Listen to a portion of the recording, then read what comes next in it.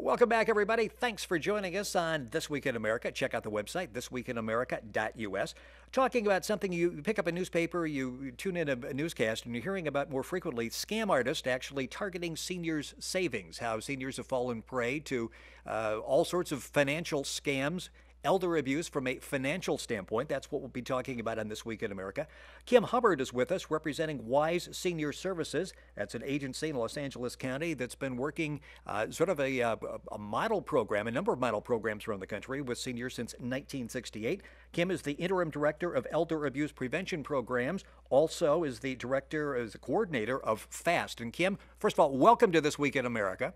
Thank you so much. Great to have you with us. Very important topic. And explain what the FAST program is, if you will, please. I'd be happy to. FAST stands for the Fiduciary Abuse Specialist Team. And what that is a multidisciplinary public and private individuals who volunteer their time to help advise Adult Protective Services, the Ombudsman Program, and law enforcement on cases of financial and dependent adult elder abuse. What this means is you are there in the trenches every day dealing with these people face to face with the issues that they come upon. And I want to take two assumptions and start the interview off talking about those. One is if a senior citizen falls prey, chances are they are financially illiterate. Assumption number two is that you've got to watch out for the strangers. Family's there to protect mom and dad. We're there to protect the neighbors. You got to watch out for the unscrupulous salespeople. First of all, I understand a survey that Wise Seniors did. Basically, a lot of the people who fall prey actually are financially literate. So we're wrong in that first assumption. That is correct. We've had some very intelligent people fall prey to these schemes. And I think there are a variety of reasons for that. Certainly you do have people who are not financially savvy. However, you also have other people where, let's say that they are perhaps starting to lose some capacity, perhaps not quite as sharp as they used to be. They're starting to have some kind of aging memory problems. Dealing with everyday affairs becomes a little bit more difficult. And even though you've got someone who is, in fact, intelligent, if they are starting to lose their capacity, they may make decisions that are perhaps not in their best interest. You're also dealing with people who are very intelligent but who become isolated and lonely. And when people become isolated and lonely, their intelligence very many times cannot save them because they are so desperate to speak with someone, to have some socialization. And the people who call, these scam artists, are extremely good at striking up what appears to be a very friendly relationship with these people who are very lonely. Yes, when you read some of the stories, the family finds out way too late that this person has been calling maybe once, twice a day, acting like, we really care about you, and in some cases actually trying to drive a wedge between the family members and the elder person they're talking to. Absolutely, because what they don't want is that elder going out and asking for advice on the proposed investment or scheme from anyone else. They don't want them talking to their family to see if it's a good idea. They don't want them talking to their financial advisors, their attorneys, their CPAs, their friends or neighbors. They don't want them talking to anybody because if they talk to an objective third party, that person might point out this doesn't sound too good. It violates the too good to be true rule. The salesmen are slick. As you read some of the articles, a good story a while back in the New York Times about a unscrupulous salesman in the New England area. And you can come up with all sorts of different titles. Actually, you can pay $1,000 or whatever, take a multiple choice test and end up with some type of certification. And when you hear words like certified senior advisor, other words like that, you tend to think these people actually care and they're trained to deal with seniors. And in many cases, they're only trained to get as much money as they can as quickly as they can. Yes, that's absolutely correct. And we always warn people to be extremely careful of titles. Where did that title come from? Did they just give themselves that title? Right. Or do, as you're saying, some online course that God knows what the content was that suddenly gives them a certified senior advisor title? What does that mean? In many cases, of course, it means absolutely nothing. It means perhaps they've dabbled briefly in elder affairs and now are calling themselves certified senior advisors, because doesn't that sound good? Don't we all get impressed when you hear certified? Well, it's amazing when you look and that's why we bring this up. So if you're concerned about mom or dad, you need to ask all sorts of questions. You need to see where they're investing money. A lot of the product they sell are the deferred annuities, and I was reading in this one story, $100,000 deferred annuity, which they do on a regular basis. Commission on that is like $9,000 to the salesperson. The person who puts up the money has to wait, in many cases, up to 10 years to even start drawing on that money. Yes, that's the annuities has been one of the huge problem areas that we have because of the high commissions. And we've had stories where you have someone who's 90 years old buying an annuity that will not annuitize for 20 years. Yeah, yeah. Well, it's absolutely ridiculous. They would tell them also, if you buy an annuity, you will qualify for long-term care under Medicaid, or as in California, it's called Medi-Cal. And if you put your money into an annuity, then that will be exempt and you'll qualify, which is incorrect. But the scare tactics are what are used on people quite often to say this is how you're going to be able to hold on to your money and it won't go for your care. You're listening to This Week in America. Our website is thisweekinamerica.us. Our guest on This Week in America today is Kim Hubbard. She is the Interim Director of Elder Abuse Prevention Programs with WISE Senior Services. The website is wiseseniors.org. You can link on to that website by going to our website. Kim, in addition to all the titles I mentioned at the beginning of the program, is an elder law attorney, so she deals with this from all facets at literally 24 hours a day. The thing that we talked about was the annuities. What happens, you read that a lot of times, and again, a lot of the seniors are looking for companionship, something to do. All of a sudden, they're invited to a free lunch, and I guess the saying applies. There's really no such thing as a free lunch. In this case, a free lunch seminar. We find ourselves here at the agency in somewhat of a dichotomy over that issue. We always warn seniors, if a free lunch is offered, then probably something's going to try to be sold to you that is a little bit too good to be true. But the scamsters know that by offering a free lunch, by offering a free dinner, they are going to get the seniors to attend. The thing that's somewhat ironic is we know it, and so when we give a senior fair or we try to do a fraud fest where we're trying to warn people against these scams, we, of course, offer a free lunch. We know we're going to get people to attend. So we find ourselves in the position of saying, well, when somebody else offers a free lunch, it's probably not a very good idea. Yeah, we wear white hats. You'll know we got little white chef hats when you come in, so you know that we're the good guys. Exactly.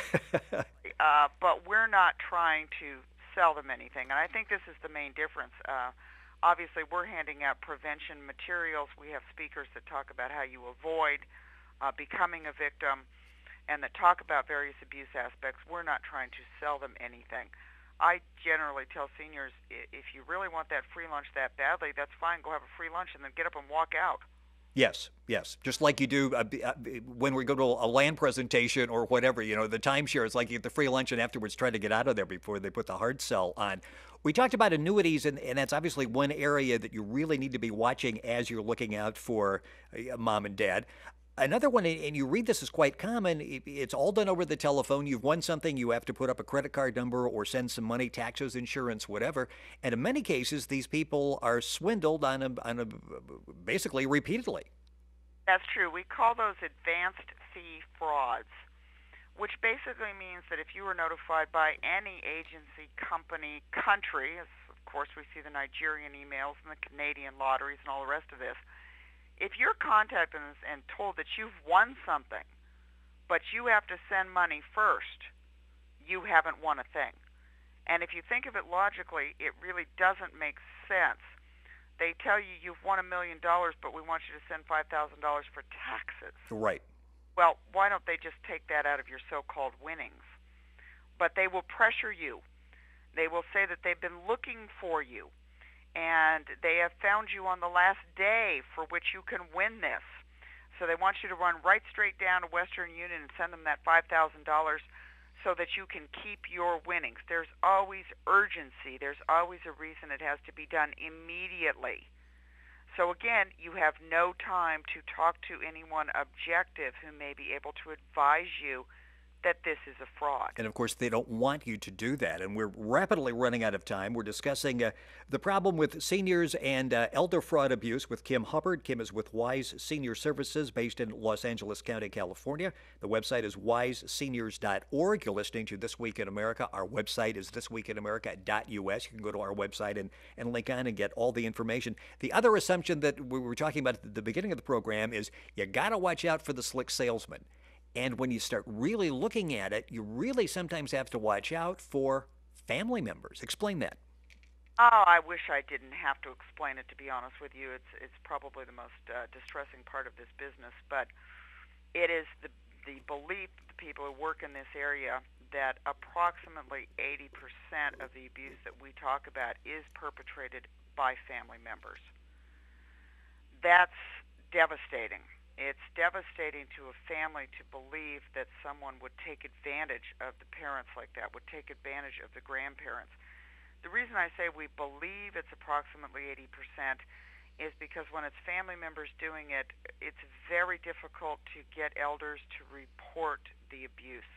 No matter what their family does to them, they don't want to get their children or their grandchildren in trouble. And it's simply devastating. What should they do so maybe they don't quite get them in trouble, but they stop that abuse? Is there any in-between area? I would say that very carefully drawn estate documents. It's not a cure-all because those documents can be changed, and we've seen it where they take them from one attorney to another, changing documents to benefit various people. But if you go to a well-qualified elder law attorney who understands family dynamics, is aware of abuse, can draw up estate documents that build in what I call checks and balances so that somebody else has got a right to see what's going on, not just the person who's in there, say a trustee or an agent, that many of these problems could be avoided. But I think that would be my best advice, and for people also to pay attention, to be involved in the lives of their parents or grandparents. Remembering at the same time that their parents and grandparents do have a right to self-determination. You're just trying to make sure that they're protected. When it happens in the family like that, is some of the impetus sort of a rationalization? Eventually, this is going to be mine anyway. I'm not doing anything wrong. I'm just sort of taking it now rather than waiting maybe 10, 15 years. Yes. You see, with the elders we have now, it's very interesting. They were raised, your word was your bond. If you shook hands, that was as good as any written contract. Their integrity and their honor. What we seem to see happening is a whole new generation that seems to believe that they are entitled to an inheritance. Now, I know most people of my generation thought that, boy, if you inherited something, you just got real lucky. But what we see now is this feeling that they're entitled to it. And therefore, if they're entitled to it and they're going to get it someday, but they need it now, they should have it now. We've got about a minute and a half left, and something I think is interesting, and you've talked about that, and you deal with this as an elder law attorney. You've got several kids. One is still back living in the same hometown as the parents. The others are across the country. You don't want to cast doubt on the honesty of the sibling that's back with the parents, and you want to come up with the proper documents, the power of attorney, all of this, make sure all the documents are in place. How do you go about that to make sure that all the documents are in place, but there is that check and balance there?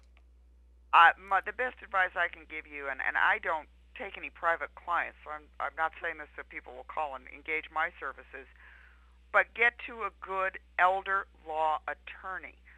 They understand the documents, they understand the abuse that goes on in the community, they understand the abuse that can happen within a family, and they can have family meetings and they can draft documents in such a way that there is somebody else who gets to take a look. Let's say your son takes over for you. Another family member simply becomes suspicious. They may have a reason to be suspicious, they may not. If someone else has authority to look at those books and records, then someone else can determine if in fact that agent is doing the right thing. I am sure that you've seen families literally ripped apart by this problem. Oh, destroyed. Absolutely destroyed. which is why I think it's so important to get to someone who not only understands the legalities of documents, but family dynamics for an elder.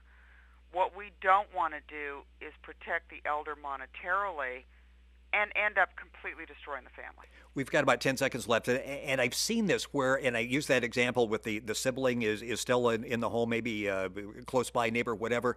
Other siblings are in another part of the country. Rationalization, I'm here looking out for them, therefore I should be entitled to something, and without anybody knowing it, taking something.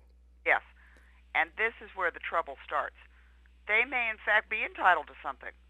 There may be some caregiving costs that they should. But everybody should be aware of that.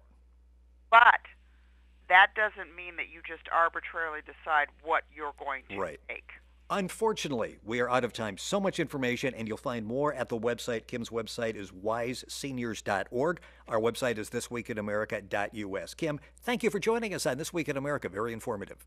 And thank you so much for highlighting this issue. We need more of it, and we greatly appreciate it. We're back. Stay tuned.